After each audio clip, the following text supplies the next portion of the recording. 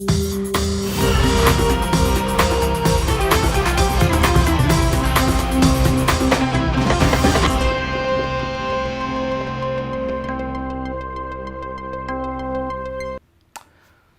bem, pessoal, terça-feira, 21 de maio, 7h01 da manhã, estamos ao vivo, está começando o Desperta ICL de hoje. Muito obrigado pela companhia de todos, uma manhã fria no sul do país, pelo menos não temos chuva, a previsão não é essa, as coisas devem piorar aí do meio de semana para frente, alternando entre, como é que vai ser, Jimmy, essa semana? 30 graus amanhã, depois chuva e final de semana 1 grau, vai ser tipo isso, a previsão para o sul do país nesse final de semana. De todo modo, muito obrigado pela companhia de todo mundo. Estamos ao vivo em todas as redes sociais, no Twitter, na Twitch, no Facebook, no Instagram. Muito obrigado para quem nos acompanha aí também pelo YouTube. Estamos ao vivo no YouTube, no canal do ICL Notícias, no canal do Eduardo Moreira, no canal do Leandro Demore. Então, se você está chegando por aí, por gentileza, ative o sininho, assine o canal. Deixe seu like, deixe seu comentário. Se não quiser fazer nada disso também, não precisa fazer nada disso, não tem problema. A única coisa que você precisa fazer nesta manhã é compartilhar este programa. Você pode clicar no link de compartilhamento aí de qualquer rede social que você esteja acompanhando e mandar para as pessoas que você gosta e também, claro, para o seu tio Bolsominion, porque nada melhor do que irritar uma pessoa chata às 7 horas da manhã, porque ela merece, né? Então você pode clicar aí, principalmente no YouTube, tem aí o linkzinho de compartilhamento, manda lá para sua lista de e-mails, manda lá para seus amigos do colégio, da infância, manda lá pra galera do futebol, manda lá pra sua lista de zap, pro grupo da família. Vamos espalhar a palavra, porque este programa é um programa que só cresce, né? Completamos um ano em abril, estamos aí andando para o segundo ano, este ano um ano eleitoral, um ano importantíssimo para o Brasil. Muito bom dia para quem nos acompanha pela TV aberta. Se você não quiser acompanhar este programa pela internet e não quiser gastar a sua preciosa e cara e mal funcionante internet no Brasil, você pode acompanhar pela TV aberta ou pelo rádio. Em Salvador, na Bahia, você pode nos acompanhar pela TV Quirimurê. Estamos ao vivo todos os dias às 7 horas da manhã na TV Quirimurê. Muito obrigado pela parceria, muito bom dia para quem nos acompanha por aí. Em São Paulo e Grande São Paulo, você pode nos acompanhar em 3 emissoras. Uma, a TVT, emissora de televisão, São Paulo e Grande São Paulo, pela Rádio Brasil Atual, no bom e velho radinho, e também pela Rádio Heliópolis. Muito bom dia, Heliópolis. Muito obrigado pela companhia de todo mundo. Gente, vamos lá que temos muita coisa no programa hoje. Já temos aí mais de 4.000 pessoas acompanhando este programa pela internet. Vamos começar com notícias boas. Vamos lá para o site ocafezinho.com.br. Tribunal de Londres autoriza Julian Assange a recorrer contra a extradição nos Estados Unidos. O Tribunal Superior de Justiça de Londres autorizou nesta segunda-feira que Julian Assange, fundador da Wikileaks, apresente recurso contra a extradição para os Estados Unidos. Assange, que pode ser condenado a 175 anos de prisão nos Estados Unidos por ser o criador e editor da plataforma que vazou vários documentos, né, relativos principalmente a crimes de guerra dos Estados Unidos, ou seja, um editor e jornalista que está sendo penalizado por isso, sob o silêncio absoluto de quase toda a imprensa mundial. No Brasil nem se fala, né? Você não vê assim jornalista que trabalha em grande imprensa falar de Assange, nem me viu, né? De vez em quando ali, né? Sabe aquela coisa para não ser cobrado no futuro, de vez em quando dá ali uma noticiazinha, assim, 1 minutinho falando, uma tuitadinha num canto ali, porque aí no futuro se alguém falar, não, mas aqui estava, aqui falei este dia de abril de 2023, está aqui o meu print, né? É assim que tá rolando o negócio. A decisão ocorreu após juízes britânicos solicitarem mais informações ao governo norte-americano sobre o caso. A defesa de Assange agora deve apresentar o recurso para evitar a extradição e buscar julgamento no Reino Unido. Este recurso é a última oportunidade de Assange para evitar ser enviado aos Estados Unidos. A grande briga é que os Estados Unidos querem levar Assange para o solo americano, solo estadunidense, para que ele responda a um processo, a processos, são vários na verdade, são dezenas de processos contra ele nos Estados Unidos. Para quem não sabe ainda, Julian Assange não é cidadão norte-americano. Julian Assange é um cidadão australiano que foi preso na Grã-Bretanha, foi arrancado da embaixada do Equador, foi levado para a cadeia, está entre a embaixada onde se refugiou e a prisão de Belmarsh, né, que é uma das mais duras da Europa toda, aliás, está aí tranquilamente há mais de 10 anos nessa situação A situação do Assange não é boa. Segundo o que me disse o pai dele, né, o John Shipton, que esteve no Brasil no ano passado, a gente se encontrou, fez até um cine debate, porque ele estava lançando um filme sobre a vida do filho, sobre essa luta dele também para tentar tirar o filho da cadeia. A pena do Julian Assange já foi, consumada, né? O Julian Assange já não tem mais, quase não tem mais condições, inclusive cognitivas, de entender o que está acontecendo, ou seja, mesmo que ele não seja extraditado para os Estados Unidos, já cumpriu uma pena porque foi acossado, perseguido de modo absurdo e ilegal pelos Estados Unidos, pela Grã-Bretanha, pela Suécia. São os 3 países que fizeram aí o cerco para prender o Julian Assange. De todo modo, uma notícia boa dentro da péssima situação do Julian Assange. Bom, lá no iclnoticias.com.br também você tem esta mesma notícia, a última chance de evitar o julgamento e ser enviado para os Estados Unidos. Ainda no iclnoticias.com.br, Ministério Público Federal pede arquivamento de processo de Arthur Lira contra Felipe Neto. O presidente da Câmara dos Deputados alegava que teve a honra atacada ao ser chamado de excrementíssimo. Ou seja, tá liberado, né? É isso que eu entendi? Tá liberado?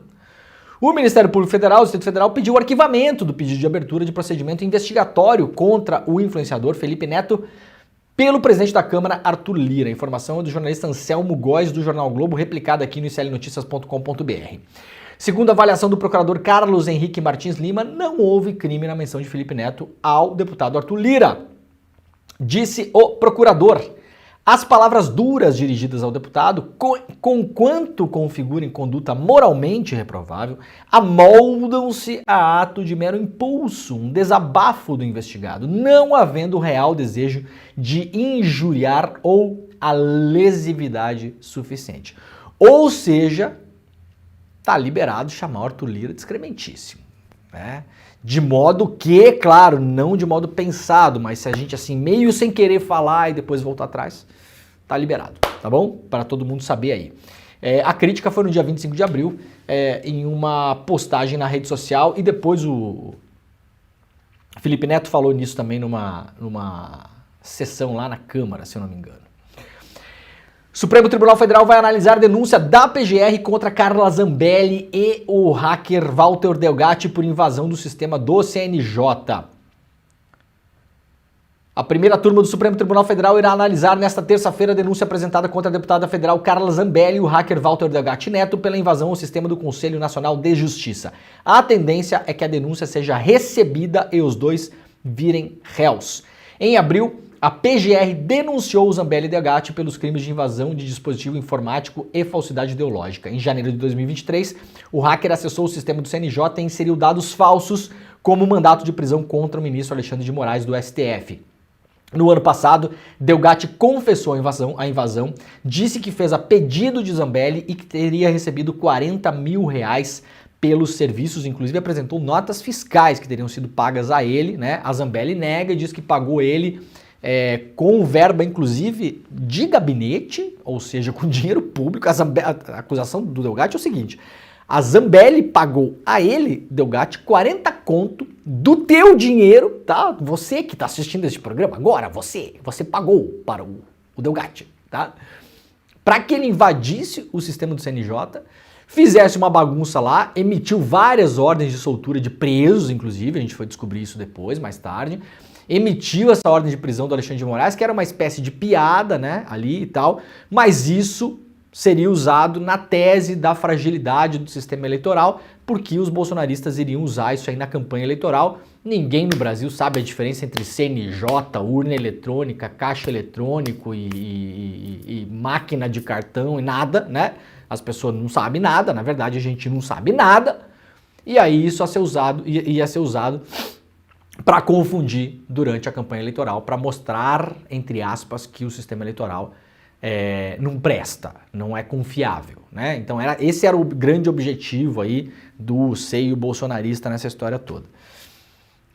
Hoje, portanto, o STF vai dizer, o STF aqui atuando como o senhor juiz, né, vai dizer sim, senhora PGR, eu aceito esta denúncia ou não.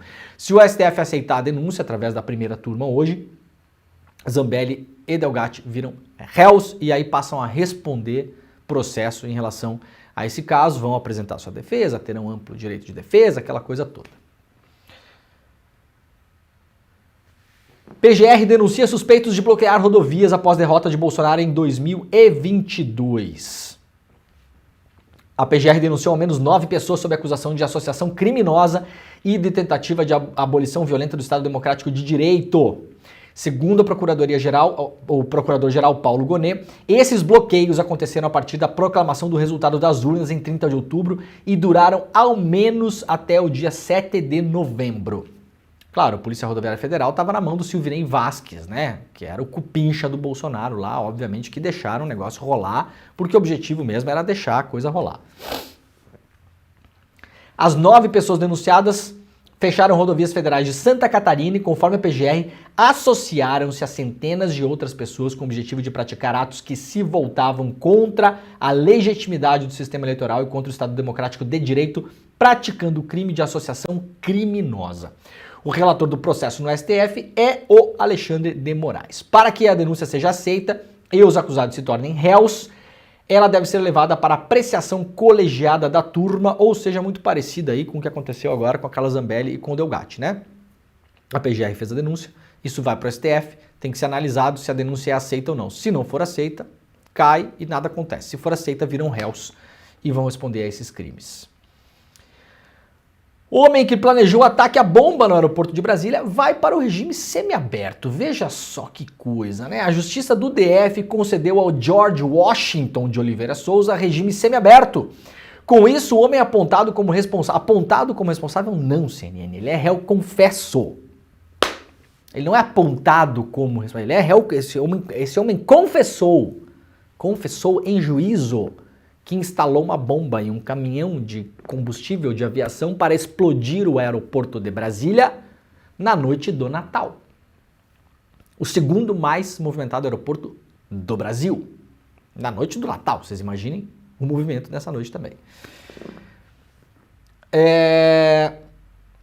Ele terá o direito a ficar fora da cadeia durante o dia e deverá voltar para dormir no presídio. A juíza Francisca Daniele Vieira Rolim Mesquita também concedeu o direito de ele trabalhar fora da cadeia, pelos mesmos fundamentos, vale dizer, preenchidos os requisitos objetivos e subjetivos, conceda ao sentenciado a autorização para o trabalho externo, a magistrada negou, porém, saídas temporárias a George Washington. Segundo a advogada Rani Carla Monteiro, que o representa, as saídas temporárias não foram deferidas porque ele não teve visita de ninguém quando estava preso no regime fechado. A defesa diz que vai juntar documentos para que ele tenha esse direito. A progressão do regime para o semiaberto foi concedida porque George Washington cumpriu 16% da pena, segundo a advogada. Ele foi condenado a 9 anos e 8 meses de prisão pela tentativa de atentado à bomba no aeroporto de Brasília. Após ser preso, a Polícia Civil do DF encontrou na casa dele um arsenal, munições e explosivos. Segundo a Polícia Civil, ele é um dos mentores de um plano de ataque no DF colocado em prática no dia 24, véspera de Natal. A bomba foi colocada em um caminhão-tanque na entrada do Aeroporto Internacional de Brasília e tinha a força de um dinamite, mas não foi acionada por um erro técnico. Muito bem, está solto o homem que disse: estou preparado para matar ou morrer.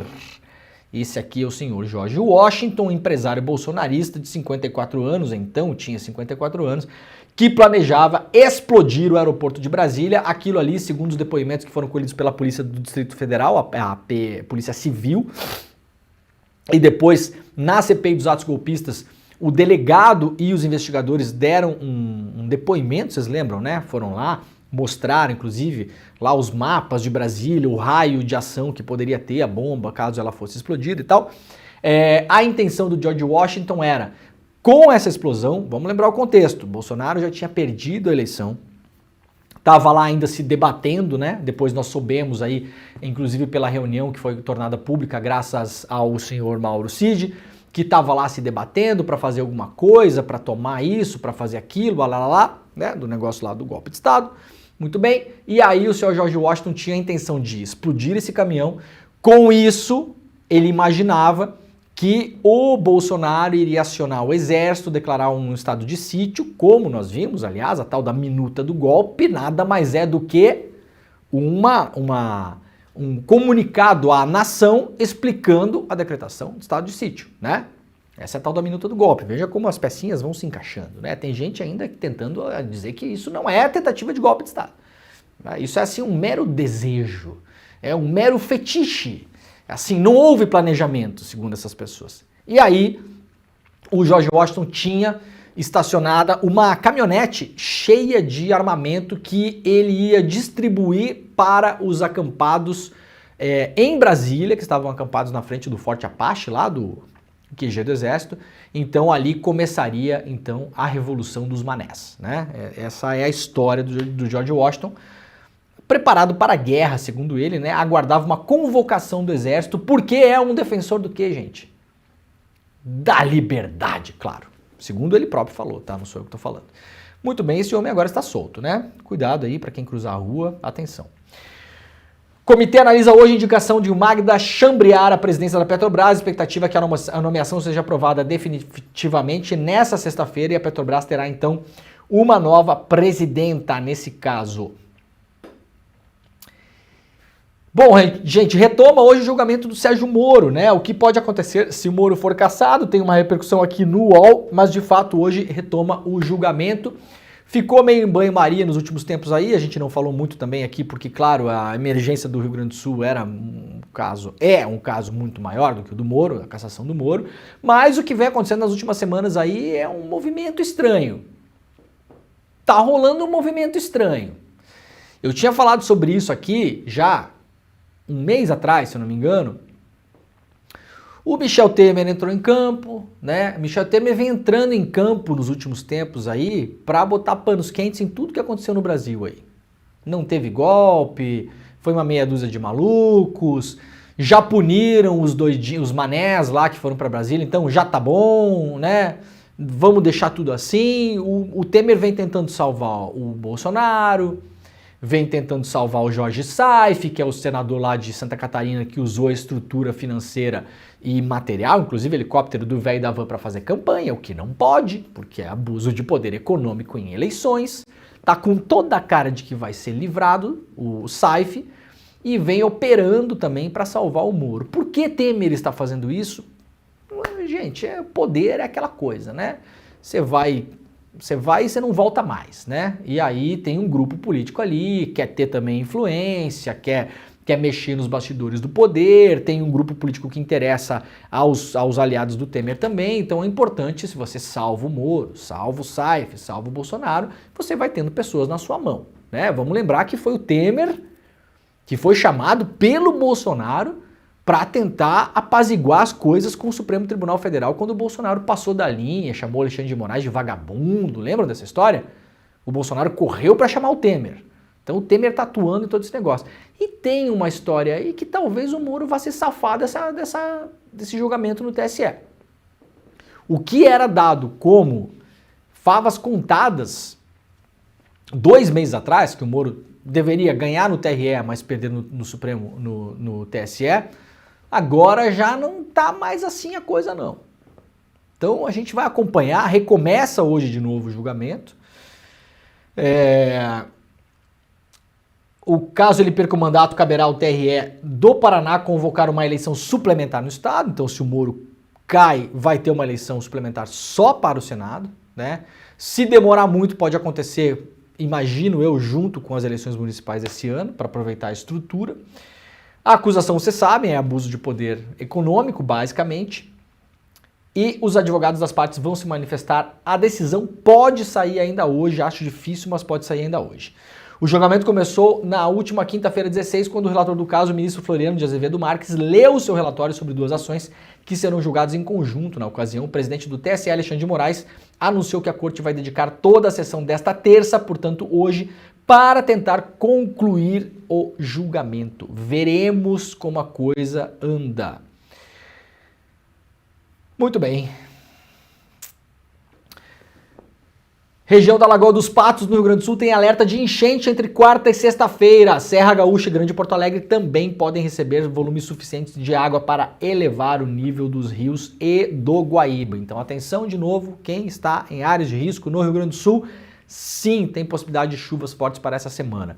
Começando hoje, entre hoje e amanhã, mais na metade oeste do estado, lá na fronteira com a Argentina. E essa chuva deve caminhar para o centro do estado e para o norte do estado ao longo da semana. Então, confira a previsão do tempo da sua região. Se você está em áreas de risco, cuidado. Se você voltou para casa depois das enchentes, cuidado também. Pode ser que você tenha que sair de novo e a gente vai ver esses movimentos pendulares nos próximos semanas ou até meses. Infelizmente é isso que deve acontecer. Enquanto não tiver um tempo sem chuva, aí umas 2 semanas, 3 semanas, para que tudo volte a uma certa normalidade, a gente vai ver esses movimentos pendulares. Lembrando que a água não baixou totalmente em Porto Alegre e região metropolitana, aliás, está longe disso, né? Tem várias regiões alagadas, o Sarandi em Porto Alegre, por exemplo, segue alagado e sem luz, inclusive. Enem 2024, candidatos do Rio Grande do Sul terão isenção da taxa e calendário diferenciado. O ministro da Educação, Camilo Santana, anunciou que todos os candidatos do Rio Grande do Sul ficarão isentos do pagamento da inscrição do Enem Nacional, mesmo aqueles que não se enquadram nos critérios de isenção. Cerca de 40 mil estudantes serão atendidos pela medida, a taxa de R$ 85. Portanto, se você faz Enem, o próximo Enem, o seu filho, sobrinho, filha, amigo, vizinho e tal, tem muita gente que não paga a inscrição por se encaixar em algum, né, tá lá, a família tá no Cade Único, recebe Bolsa Família, tem uma série de questões ali. Estudantes do Rio Grande do Sul, ninguém no próximo Enem vai pagar a taxa, tá? Estejam avisados, é importante passar isso para frente. Atenção Rio Grande do Sul também, parcela extra do seguro-desemprego é paga hoje para 140 mil trabalhadores. O governo federal paga nesta terça-feira a primeira parcela adicional do seguro-desemprego aos trabalhadores do Rio Grande do Sul atingidos por desastres naturais. O pagamento extra vai beneficiar 149 mil profissionais, segundo estimativa do Ministério do Trabalho. A liberação adicional foi definida após os temporais assolarem o estado. O pagamento beneficia todos que já recebiam o seguro-desemprego antes do dia 5 de maio. Na prática, quem recebeu a última parcela do benefício em abril terá direito ao primeiro pagamento extra neste mês. Em junho, serão contemplados com a segunda rodada adicional. Ou seja, se você estava recebendo seguro-desemprego, você terá uma parcela a mais. As parcelas são calculadas conforme o tempo de serviço, aquela coisa toda, né? Eu acho que o máximo são 5 parcelas. A última vez que eu peguei, se não me engano, era isso. Não sei, essas coisas mudam também, né? Eu acho que entre 3 e 5 parcelas, se não me engano, do seguro-desemprego, então tem uma a mais, tá? Foi aprovado pelo governo federal uma parcela extra do seguro-desemprego para dar uma força aí para quem perdeu coisas durante a enchente. Bom, o que já se sabe sobre os auxílios às famílias do Rio Grande do Sul? Atenção que isso aqui é importante, gente. Foram anunciados vários auxílios e dinheiro na conta, lá na ponta. É o que eu venho insistindo aqui, né? Desde o começo, não adianta os governos, federal, municipal, não sei o quê, ficarem falando entre eles ali com medidas que elas não são percebidas pela população. A pessoa que perdeu as coisas dela, a casa, e precisa retomar a casa, ela tem pressa, ela não pode, e ela não vai analisar, nossa, que bom, vai melhorar a situação fiscal do Rio Grande do Sul, porque ele vai ficar 3 anos sem pagar a dívida. Tá nem aí, meus amigos. Tá nem aí, se não chegar dinheiro lá na ponta, se não arrumar a estrada lá onde a pessoa mora, se a pessoa não puder voltar para casa, vai causar raiva e ódio nas pessoas de modo legítimo e elas têm o direito de ficar bravas com isso. Obviamente que sim. Então, tem algumas medidas que o dinheiro já imediatamente vai começar a chegar, tá? Aqui, parcela extra do seguro-desemprego é uma delas, não é a única, né?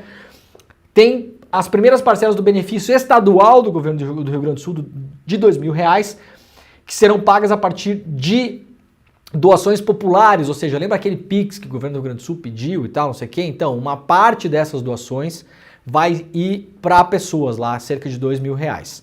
Só que isso só chegou, por enquanto, em 2 cidades do Vale do Taquari. Não está chegando nas outras cidades. Por enquanto, não está chegando. Já os pagamentos de R$ 5.100 do governo federal ainda dependem do sistema para a inclusão das listas de regiões afetadas. Ou seja, o que acontece a partir de agora? Atenção, isso aqui é importante, tá? O governo federal falou o seguinte: vai ter uma grana para as pessoas lá que foram atingidas. R$ 5.100 para começar a retomar a vida. É pouco, tá? Vamos combinar? É pouco. Eu não sei se é o que dá, se é o que não dá, não sei. Eu não sou ministro da Fazenda, eu tô dizendo que é pouco, tá bom? R$ 5.100, assim, é para pessoa que é uma pessoa pobre, que perdeu as poucas coisas que tinha para conseguir recomprar poucas coisas. Vai comprar ali uma geladeira, um fogão, o botijão de gás, que foi para o espaço também, 2 camas, que foi para o espaço, um sofá, que foi para o espaço, uma televisão, acho que assim, já quase foi tudo, né, Dinho? Não dá para muita coisa além disso, né?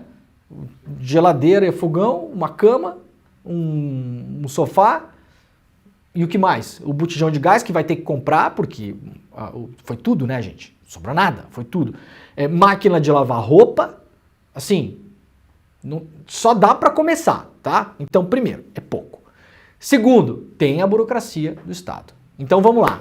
Eu vou ajudar aqui todo mundo que está em área atingida a entender a burocracia. O que é que tem que acontecer a partir de agora? As prefeituras precisam informar ao governo federal quem são os atingidos. Gente, é como é. Não adianta a gente achar que é diferente. Por quê?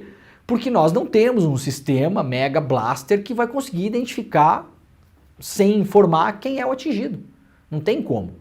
E aquela coisa, aquela brincadeira, né? Não dá para sair o presidente jogando dinheiro de helicóptero. Não é assim que a coisa funciona. E nem pode sair jogando dinheiro no caixa das prefeituras sem saber para que aquilo vai ser gasto. Eu já falei aqui, se fizer isso daqui a 3 meses tem pedido de impeachment do Lula, tá, gente? Vocês tenham noção disso, porque é isso que muita gente quer que aconteça, inclusive. É isso que muita gente quer que aconteça, né? Que o governo aí deu uma pedalada fiscal, uma nova pedalada fiscal. Que o Lula vire uma nova Dilma por causa desse negócio da enchente. Daí daqui 3 meses tem CPI, daqui a 6 tem pedido de impeachment. Tá? Vamos lembrar que vai ter eleição para a presidência da Câmara e do Senado. Então, o senhorzinho Arthur Lira e também o Pacheco estão esperando qualquer deslize aí. O que é que tem que ser feito agora? Primeiro, pressão nas prefeituras. É a prefeitura da sua cidade, é o seu prefeito que tirou foto com o velho da van aí, porque foi descer de helicóptero lá, esse aí mesmo, tá? Que agradeceu à farmácia São João lá, que fez não sei o quê, que até agora não postou, que nem parece prefeito, a pessoa parece um empresário. Você entra em Instagram de alguns prefeitos do interior do Rio Grande do Sul, o cara parece um empresário, não parece um prefeito. Não parece um político que está trabalhando para a população. Ele parece só um empresário que está recebendo outros empresários na cidade. Esse é o tom, tá, gente? A privatização das cidades no interior do Rio Grande do Sul, com essas enchentes aí, eu vou dizer para vocês, ela acelerou em 30 anos. Vocês esperem o futuro, daqui a pouco vai ter cidade que vai mudar de lugar aí, que vai ter que mudar de lugar. Vocês esperem para ver o que vai acontecer. A cidade vai mudar de lugar e vai mudar de lugar graças à iniciativa privada, aos empresários, aos grandes capitalistas e tal. Vai ter casinha lá, casinha feita lá com o logotipo da farmácia, tá? Isso vai virar algumas cidades do interior do Rio Grande do Sul. Muito bem. Prefeitura tem que pedir. A prefeitura tem que pedir, ela tem que avisar, olha só, essas pessoas que moram nesse CEP aqui foram atingidas. Quem são as pessoas que moram nesse CEP? É esse CPF, esse CPF, esse CPF. A prefeitura tem que apontar, e a prefeitura tem esses bancos de dados, tá, gente? A prefeitura não vai precisar ir com papel e caneta na casa de todo mundo perguntar os nomes, não, tá? Não é tão difícil.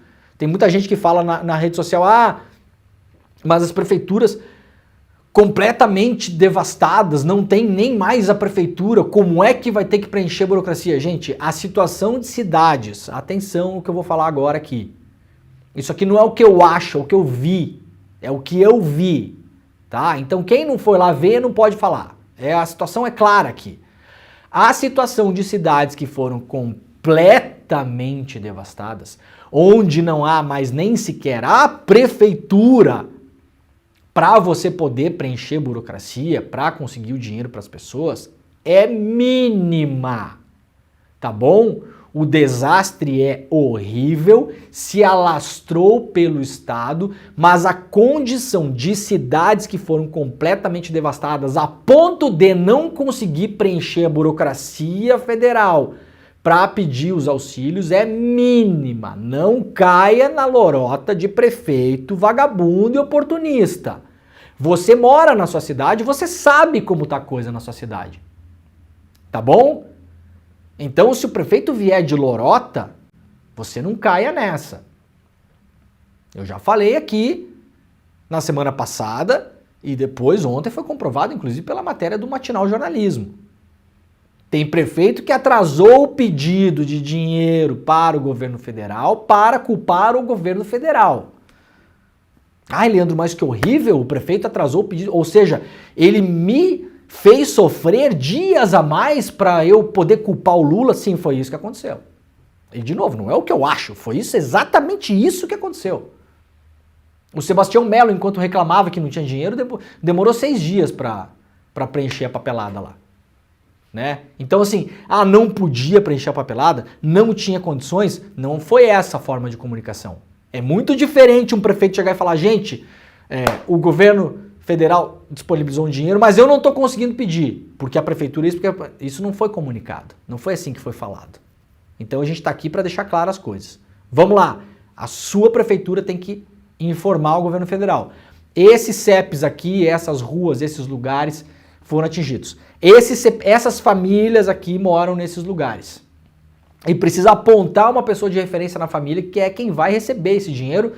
Sobretudo, principalmente, precisa apontar se for uma mulher, porque mulheres, já com o Bolsa Família já é assim, são mais responsáveis com o dinheiro, né? Homem sai por aí, compra cachaça, some, vai comprar cigarro, desaparece, tá? E é empírico isso. Por isso que as mulheres são as chefes de família que mais recebem Bolsa Família. Porque a mulher se preocupa mais em cuidar dos filhos e cuidar das coisas, tá? Segundo passo, que é o passo mais sensível, porque aí sim há cidades que até agora têm problemas de conexão de internet. Há localidades que têm problemas de conexão com internet. Ou não tem internet ainda, ou está muito ruim, ou funciona mal. Inclusive a rede móvel, né? Tem cidades que foram mais ou menos atingidas, não muito, mas a rede móvel é uma porcaria.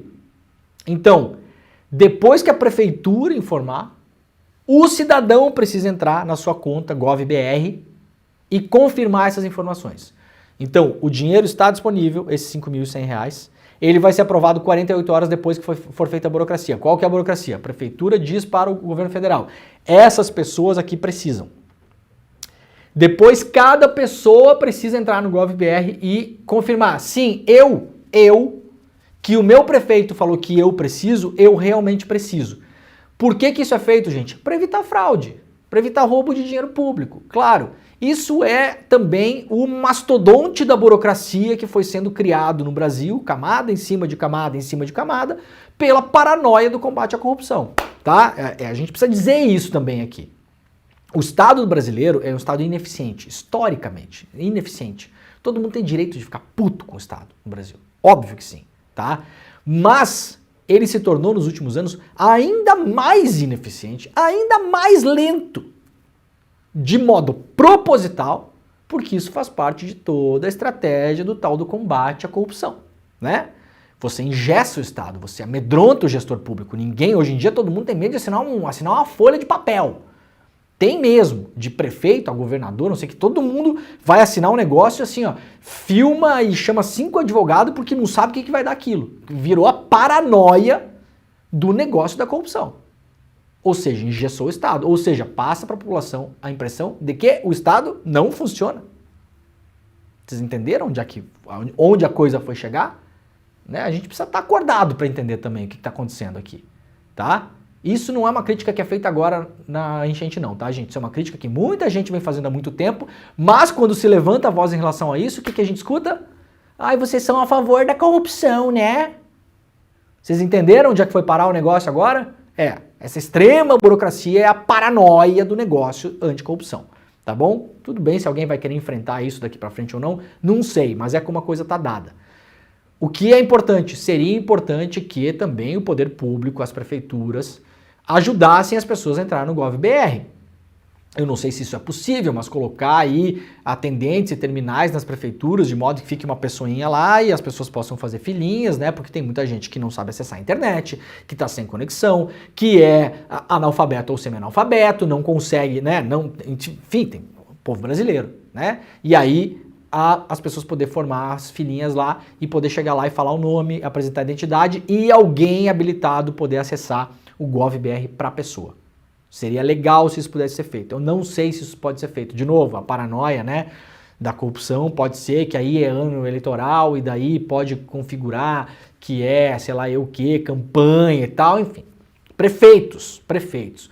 Consultem aí o Ministério Público antes, consultem a Justiça, estejam certos do que está acontecendo. Mas vocês precisam se mexer. Primeira etapa depende das prefeituras. Vocês precisam dizer quais são as pessoas que precisam desse auxílio do governo federal. O dinheiro está disponível. Então corram. E não caia em lábia de prefeito. Não caia. E não caia em lábia de gente que está na rede social, que não pisou, que não botou o pé na lama em lugar nenhum. A quantidade de prefeitura que foi atingida no ponto de não conseguir nem acessar um sistema para mandar a burocracia é mínima, gente, tá bom? É mínima mesmo, mínima mesmo. A tragédia, assim, atingiu milhares de pessoas, milhões de pessoas, aliás, né? 500 mil estão desalojados ou desabrigados. Agora, a ponto de implodir a infraestrutura da prefeitura, não foram tantas cidades assim. Tá bom? Não venha, né? Bento Gonçalves não é, tá? Farroupilha também não é. Vocês não vêm mentir para as pessoas também não, tá? Todas as cidades da Serra aí com esses prefeitos proto-bolsonaristas aí, vocês não vêm de papo. O dublê de Elvis Presley da Shopee lá, o Feltrin lá, Feltrin acho que é, né? De Farroupilha, não vem de papo, tá, prefeito? Não vem mentir para as pessoas não, que se o senhor fizer videozinho mentindo para as pessoas, amanhã nós vamos estourar o vídeo aqui e vamos falar que o senhor tá mentindo. Que a sua prefeitura está funcionando. A sua prefeitura nem alagada não foi. Tá bom? Então não venha de papo, não vem mentir, não vem de historinha. Muito bem, ó, uma notícia bacana aqui também, detentos do Rio Grande do Sul, né, os apenados, as pessoas que estão cumprindo penas aí, as mais variadas penas, estão fabricando camas e berços para as vítimas da enchente. Informação do Túlio Amâncio, que é repórter da Band, se eu não me engano. Da Band. Segundo fontes da administração do presídio de Canela, por exemplo, a iniciativa partiu dos próprios presos que já haviam feito um curso de marcenaria oferecido na penitenciária. Pelo menos 5 presídios do estado contam com iniciativas para ajudar as vítimas da enchente. As imagens são da Polícia Penal do Rio Grande do Sul. Tá aqui o pessoal, né, trabalhando lá, ó, aqui produzindo uma cama, né, e aqui produzindo berços, ó, para a molecadinha que perdeu suas camas e os seus berços. Muito bem. O que mais nós temos hoje aqui? Bom, olha, pessoal, uma denúncia que saiu ontem, uma denúncia bem importante, aquela coisa do todo mundo já sabia, mas agora tem documento, né? Então o documento é para todo mundo saber, documentado. Documento alertou o prefeito de Porto Alegre sobre risco de inundação. Segundo o Matheus Gomes, o deputado do PSOL, deputado estadual, que tem feito um brilhante trabalho aí durante as enchentes, né? O alerta foi feito pelo Departamento Municipal de Águas e Esgoto em novembro de 2023. Nós temos aí, essa notícia foi publicada pelo ICL Notícias, mas nós temos a denúncia original, que é um vídeo do Matheus Gomes. A gente vai mostrar o vídeo para vocês aqui entenderem o que está acontecendo. Solta aí, Jimmy. A denúncia que eu vou fazer agora é gravíssima. Eu tive acesso a documentos do DEMAI que mostram como a prefeitura do Sebastião Melo ignorou a possibilidade de Porto Alegre viver grandes inundações. O que eu vou mostrar para vocês é um pequeno trecho de mais de 100 páginas de um processo interno que prova que as tragédias que nós vivemos no centro, nos bairros Menino Deus, Cidade Baixa, no Sarandi, poderiam ter sido evitadas. No ano passado, Porto Alegre viveu uma sequência de chuvas que fez o Guaíba passar de 3,40 metros. Dias após esse evento, engenheiros do DEMAI solicitaram reparos urgentes nas casas de bomba 17 e 18, que ficam no centro, 13, que fica no Marinha do Brasil, e 20, que fica na Vila Minuano. Nas casas de bomba 17 e 18, foi solicitada a elevação das paredes dos postes de descarga. Nessas imagens vocês conseguem ver. Se tratava de uma obra simples com o objetivo de aumentar a altura das paredes para manter as bombas isoladas para que elas continuassem funcionando em momentos de alta pressão. O documento informava a necessidade urgente de resolução da demanda para nós não corrermos o risco de um alagamento entre a usina do gasômetro e a rodoviária. Isso não foi feito. Na casa de bombas 13 foi solicitado o conserto das janelas de inspeção do posto de descarga, que deveriam estar devidamente pressurizadas de acordo com o projeto original. Mais uma vez, o alerta foi dado. a continuidade desses problemas poderia gerar um alagamento de grandes proporções entre a Avenida Ipiranga, José de Alencar, Érico Veríssimo e Edivaldo Pereira Paiva. Novamente, a prefeitura tampou os ouvidos. Por fim, na Casa de Bombas 20, na Vila Minuano, os engenheiros pediram uma avaliação do quão protegido estava o posto de descarga, pois havia suspeita de que uma elevação do arroio Passo da Mangueira poderia gerar um alagamento da Casa de Bombas, impedindo que ela funcionasse. Outra vez, isso não foi observado pela prefeitura. Tragicamente, tudo o que foi descrito pelos engenheiros do DEMAI acabou acontecendo. E o pior é o seguinte, esse processo já tramitava desde 2018. E em 23 de abril de 2024, uma semana antes da inundação tomar conta de Porto Alegre, nós temos um despacho dizendo que não há qualquer cronograma para a realização dessas obras. Isso é revoltante e mostra uma verdade. Ao contrário do que o prefeito Melo está dizendo, o grande teste do sistema de proteção contra cheias em Porto Alegre aconteceu em 2023, entre setembro e novembro. Ali os especialistas viram os problemas, e eu estou falando de gente com formação, não são CCs do Melo, são engenheiros com qualificação profissional que apresentaram soluções. Mas o Maurício Loz, gestor do DEMAI, simplesmente não agiu. E o prefeito Sebastião Melo, que adora aparecer como síndico, zelador, o gestor que chama todos os problemas para sua responsabilidade, mostrou que isso é só discurso. Na verdade, ele tem uma total incapacidade de lidar com a crise climática. Essas informações que eu estou apresentando são só o começo. Nas mais de 100 páginas dos processos, nós temos perguntas não respondidas, detalhes absurdos da inoperância de Sebastião Melo, e nós vamos mostrar ponto a ponto para vocês. E eu sei que tem milhares de pessoas que ainda estão sofrendo com essas casas debaixo d'água. A gente está diariamente envolvido na ação de acolhimento, de solidariedade, articulando soluções para a gente sair dessa o mais rápido possível. Mas a responsabilização dos verdadeiros culpados precisa começar agora. Sebastião Melo ignorou todos os alertas dos engenheiros do DEMAI, colocou Porto Alegre nessa situação caótica e por isso deve ser responsabilizado. Não resta mais dúvidas, a documentação está aqui. O Departamento Municipal de Águas e Esgoto, que é um órgão público da prefeitura, falou para o prefeito em novembro do ano passado: olha só, meu camarada, sabe essas casas de bomba que tem aí, que ajuda a tirar a água do centro e mandar para fora, para evitar alagamento do centro? Pois é, tem problema. Precisa melhorar esse negócio aí. Inclusive, um dos problemas principais, uma das sugestões era o seguinte: em algumas delas, a sugestão era você elevar o sistema, tá? Por quê? Se a água entrasse no sistema, tem uma coisa arcaica nesses sistemas, vejam só como um negócio é arcaico. Tem um senhorzinho lá, um tiozinho, né? Tiozinho, figurativamente, tem um tiozinho que ele fica lá na casa de bomba, ele fica lá assim, ó, olhando para a bomba. A bomba olha para ele olha para a bomba. E ele fica monitorando a casa de bombas para saber o momento em que deve desligar aquela bomba. Por quê? Porque a água vai chegar no sistema.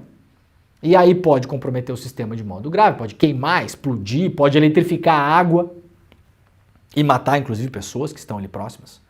Então, há um momento em que a água sobe tanto que ela chega numa parte do sistema da casa de bombas que a bomba precisa ser desligada. Vejam só, o Departamento de Águas e Esgoto falou para o Melo: precisa levantar isso em algumas casas, porque essas casas de bombas estão muito baixas. Se tivermos um problema de alagamento, a gente vai ter que desligar essas bombas, o que vai fazer com que o alagamento fique mais intenso. O que é que aconteceu quando começou a alagar o centro de Porto Alegre? A empresa de energia, que aliás foi privatizada, chamada CE Equatorial, que é de uma incompetência atroz, que quando as pessoas, os meus amigos, ficam sem luz em Porto Alegre, eles já esperam que vão ficar sem luz por uma semana, porque essa empresa é uma empresa incompetente, como sóis acontecer com empresas de energia privatizadas no Brasil, porque assim que compra, a empresa estatal demite 30% da força de trabalho, porque isso faz você aumentar muito rapidamente as suas linhazinhas azuis no balanço. Isso é uma estratégia evidente, né? Não precisa ser nada inteligente para entender como funciona. O Sebastião Melo ignorou o que pediu o Departamento de Águas e Esgoto do município. Aí a empresa de energia foi lá e desligou uma bomba. O Melo deu uma coletiva no mesmo dia, inclusive na coletiva admitiu que a bomba foi desligada sem que ele, prefeito, fosse avisado. O que não ia mudar nada, porque a bomba tinha que ser desligada de todo modo. Porque o senhorzinho que estava sentado lá, e a bomba olha para ele, e ele olha para a bomba, em um exercício quase nietzschiano, né? Quando você olha demais para o abismo olha para você. O senhorzinho falou tem que desligar, porque a água está chegando num nível perigoso, vai dar problema maior aqui, vai ser mais difícil de consertar, vai eletrificar a água, vai atingir pessoas, pode matar gente eletrocutada por conta da água. Desligaram a bomba. Não é mais a opinião de ninguém, gente. Tá aqui, ó. Está público. Isso aqui é um documento oficial, tá? Documento oficial para conhecimento. Departamento Municipal de Águas e Esgoto. Equipe de proteção contra cheias. Despacho. Alertamos sobre a necessidade urgente. Eu vou repetir, isso aqui não é a opinião do deputado. Isso aqui é o documento que ele conseguiu. Já está sendo repercutido na imprensa, porque é o tipo de coisa que não dá para ignorar, né? Alertamos para a necessidade urgente de resolução da demanda apresentada nesse expediente. Ou seja, elevação das paredes do poço de descarga das bombas 17 e 18, sendo recomendado a priorização em relação a outras demandas do projeto, tendo em vista o alto potencial de prejuízo para a cidade. Informamos que ocorreram grandes dificuldades na operação das unidades citadas, essas bombas, quando Guaíba passou da marca de 3,2 metros, isso aqui no ano passado. Qual foi a marca que Guaíba atingiu esse ano? Acima de 5 metros. Acima de 5. O que é que teve que acontecer com essas bombas aqui, 17, 18 e outras também? Elas tiveram que ser desligadas. O que é que poderia evitar que elas fossem desligadas e continuassem operantes e pelo menos retardassem ou deixassem alguns bairros secos? Porque a partir do momento que essas bombas foram desligadas, vocês lembram do vídeo que tinha o Sebastião Melo desesperadamente na frente de uma dessas bombas? Na Avenida Borges de Medeiros?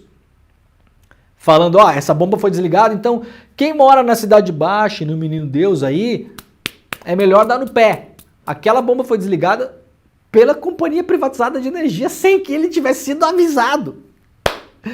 E se ele fosse avisado, a bomba teria que ser desligada igual, porque ele não ia poder manter a bomba ligada. Por quê? Porque ele não cumpriu o que foi pedido pelo DEMAI, que era levantar essas caixas, né? O sistema de operação, para que ele não alagasse. Quando passou do ponto de 3,4 metros, ponto onde você observou o limite para o acionamento das bombas com segurança, sendo necessário ajuste no isolamento do poço com sacos de areia, mesmo assim, por muito pouco, não foi inviabilizado o acionamento. Ou seja, lá no passado, quando o rio atingiu 3,4 metros, quase tiveram que desligar as bombas. Este ano, quando o rio passou disso aqui e foi para 4, 5 metros, as bombas foram desligadas e a gente viu o que aconteceu principalmente na Cidade Baixa e no Menino Deus, as pessoas tiveram que sair correndo. Foi um salve-se quem puder para as pessoas se salvarem. Isso está documentado. Olha, se não acontecer nada com essa gente, é mais uma prova de que só se ferra ladrão de galinha nesse país, né? Porque isso aqui é um caso de ladroagem também, né, gente? Isso aqui é um caso de ladroagem de... Esses aqui são os ladrões de futuro, né? Isso aqui é o ladrão do futuro. De modo figurativo, né? Claro, Sebastião Melo. Eu não sou juiz, não estou condenando o senhor por ter roubado nada. Estou dizendo que o senhor é o ladrão de futuro. O senhor roubou o futuro de muita gente aqui. Né? De famílias, de pessoas que perderam seus entes queridos, que perderam coisas, que perdeu seu carro, seus móveis, o seu comércio, o seu negócio. Como é que vai fazer agora, Sebastião Melo? O senhor vai pegar dinheiro e vai dar na mão do comerciante lá, que tem uma loja de imóveis, que tem a cervejaria dele lá, artesanal, tem um bar, que essa região aqui, tem muito dessas coisas, né? Essa região da Cidade Baixa, no 4º distrito lá também. A casa da pessoa lá, o carro que ela perdeu, o cachorro que sumiu, que morreu, que não sabe onde foi parar, o gato, os animais, todos. Não digam que não foram avisados, né? Tá aqui, tá comprovado. Bom, Eduardo Leite sugeriu adiar eleições. Debate eleitoral pode dificultar a recuperação do Rio Grande do Sul. Eduardo Leite está querendo aí que não tenha eleições esse ano no Rio Grande do Sul. Não deve colar essa ideia, né? O Leite admitiu ontem numa entrevista para a Folha que estudos alertaram para cheias, mas a agenda que se impunha para o Estado era a fiscal. O Leite falou isso, tá, gente? Não sou eu que estou inventando, não. O Leite deu uma entrevista para a Folha ontem, falou que sim, vários estudos alertavam que o que aconteceu podia acontecer. Mas o que era mais importante naquele momento era a agenda fiscal.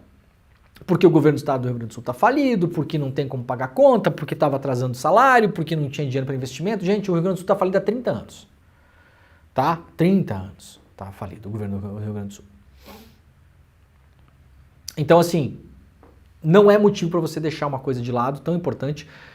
Eu pergunto, muita gente fala, não, mas era importante ajustar o fiscal, porque daí, quando ajusta o fiscal, tem mais dinheiro para investir na defesa civil, no não sei o que. Eu pergunto, alguém vai fazer a conta de quanto que vai custar agora recuperar o Estado?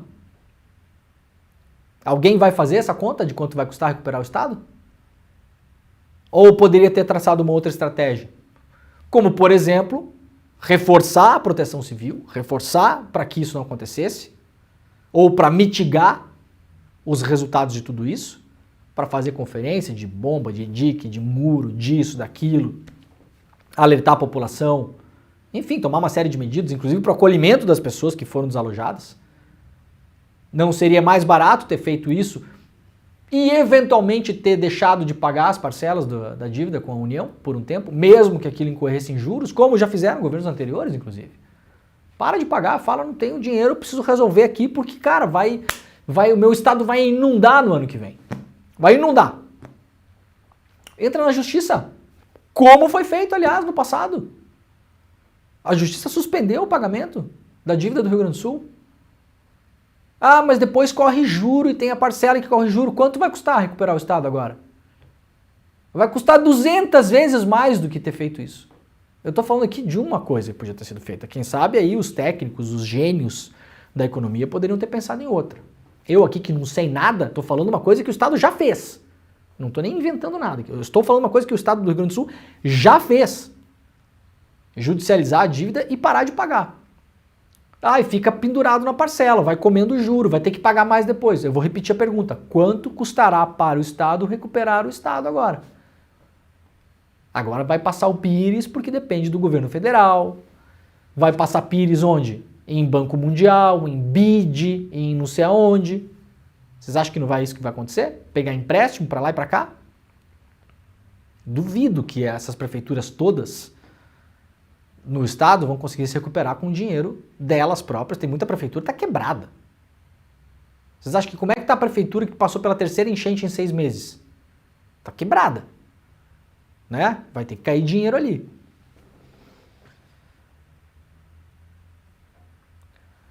Bom, estamos em atenção máximo em Santa Catarina. As chuvas já deixaram 900 pessoas desalojadas e desabrigados.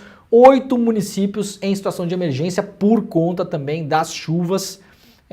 Ainda não é nada nem parecido com o que aconteceu no Rio Grande do Sul, mas estado de atenção também em Santa Catarina para os próximos dias.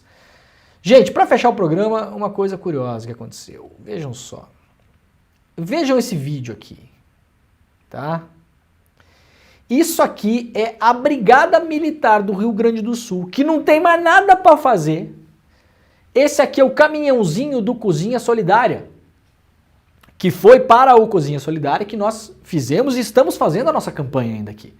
Lá no Apoia-se, para o Cozinha Solidária. Até esses dias que eu vi, já tínhamos arrecadado, né, nós e a força de várias outras entidades da população brasileira, mas particularmente quando o ICL entrou nessa campanha foi quando a campanha decolou. Em 24 horas foi para quase R$1 milhão. Já tinha mais de 3 milhões de reais lá doados para o Cozinha Solidária. O Cozinha Solidária montou uma cozinha de emergência no bairro Azenha, em Porto Alegre. A Brigada Militar guinchou o caminhãozinho do Cozinha Solidária, Jimmy. Sabe o que tinha dentro do caminhãozinho, gente? Marmita, olha aqui, ó. Isso aqui é marmita. A galera estava distribuindo, o Cozinha Solidária está distribuindo mais de 3 mil marmitas por dia. Já foram mais de 40 mil marmitas em 2 semanas. 40 mil bocas que foram alimentadas pelo Cozinha Solidária. A Brigada do Rio Grande do Sul foi guinchar o caminhãozinho, gente. A galera que estava distribuindo a marmita teve que tirar, olha aqui as marmitas tudo na calçada. Teve que esvaziar o caminhãozinho, olha aqui, foi guinchado o caminhãozinho do Cozinha Solidária. Por que que fizeram isso? Por quê? Atenção, Pablo Marçal! Tá aqui um caso concreto para o senhor denunciar e não ficar de vagabundagem na internet, denunciando coisa que não existe.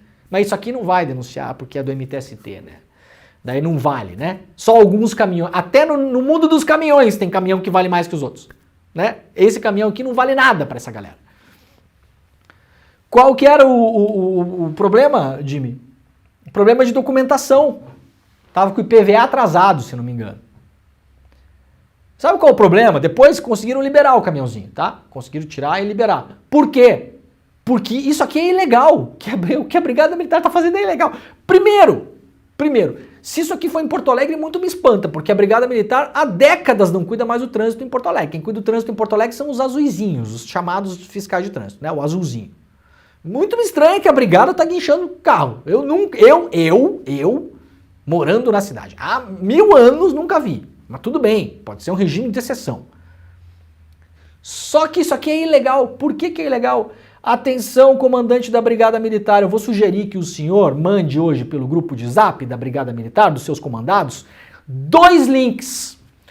Um link do Detran, orientações sobre os serviços do Detran RS. Atenção, comandante, o que está dizendo o Detran RS? Publicado na página oficial do Detran. Atenção, comandante. O Detran está sem sistemas. Não tem sistema do Detran. Faliu, colapsou. Não é possível a realização de praticamente nenhum serviço do Detran. Por isso foram expedidas normativas federais e estaduais com medidas e prazos excepcionais. Ou seja, não tem como pagar o IPVA, doutor da Brigada. Não dá, não tem sistema. Não aceita pagamento. Olha aqui, ó, outro link que o senhor pode mandar no Zap dos seus comandados. Prazos para serviços de habilitação, registro de veículo, infrações e penalidades são prorrogados por 90 dias. Isso aqui, ó, ontem, tá? Mas já estava valendo esse negócio aqui. Se fosse, para encerrar o programa, um caminhão com o logotipo da Farmácia São João, da Panvel, do Zafari, da construtora Melnick, da Cirela Goldstein, eu acho que a Brigada não ia guinchar. Eu acho. Tenho essa impressão. Não tem como saber, porque esses caminhões não estão distribuindo marmitas por aí. Vocês não verão um caminhão da Avan sendo guinchado pela Brigada Militar e tendo que tirar as marmitas de dentro. Sabe por quê, gente? Porque esses caminhões não existem. O único caminhão que está distribuindo marmita no Rio Grande do Sul é o caminhão do Cozinha Solidária. Tá bom? Voltou a rodar. Amanhã eu vou anunciar aqui em primeira mão uma cidade onde o Cozinha Solidária estará se instalando entre hoje e amanhã. Uma nova cidade no Vale do Taquari para distribuir marmita no almoço para as pessoas que estão precisando também, tá? Amanhã a gente faz o anúncio aqui. Beleza? O programa acabou, daqui a pouquinho eu tô lá no NCL Notícias primeira edição. Muito obrigado para todo mundo e tchau. Foi preciso esperar 6 anos. Mas a pergunta, quem mandou matar Marielle Franco, tem agora uma resposta. Durante 6 anos, o trabalho da imprensa foi fundamental, não só para buscar informações que foram trazidas a público, mas também para cobrar as autoridades, para que as investigações andassem. Era um campo minado, né? Que a polícia ali estava comprometida. Por que ele vira a chave e faz a delação? Você não precisa ser nenhum detetive para perceber que era uma investigação completamente cheia de buracos, lacunas, ações estranhas dos policiais. Existe um papel fundamental da imprensa para mostrar que essa investigação, que esse inquérito estava contaminado. Acho que não havia essa expectativa dos mandantes de que a Marielle, por exemplo, se tornasse um símbolo internacional da luta pelos direitos humanos. The world wants to know who ordered the murder of Marilyn Franco. Veja a importância da resiliência dos colegas que nunca abandonaram esse caso. A Polícia Federal diz ter concluído as investigações de um crime que há 6 anos aguarda a resposta. Quem ordenou a morte da vereadora Marielle Franco e do motorista Anderson Gomes e por quê?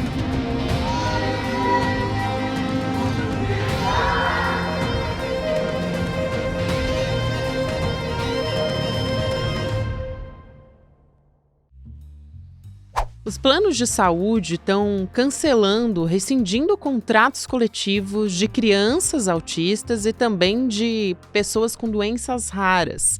Tudo isso você vai entender com a advogada especializada em direitos de pessoas com deficiência, Cristina Rocha. Quais são as consequências disso para as famílias?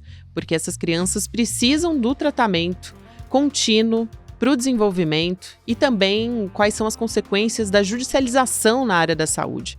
Tudo isso você acompanha a partir das 10h30 da manhã, depois do ICL Notícias, primeira edição, no Em Detalhes. Te espero lá.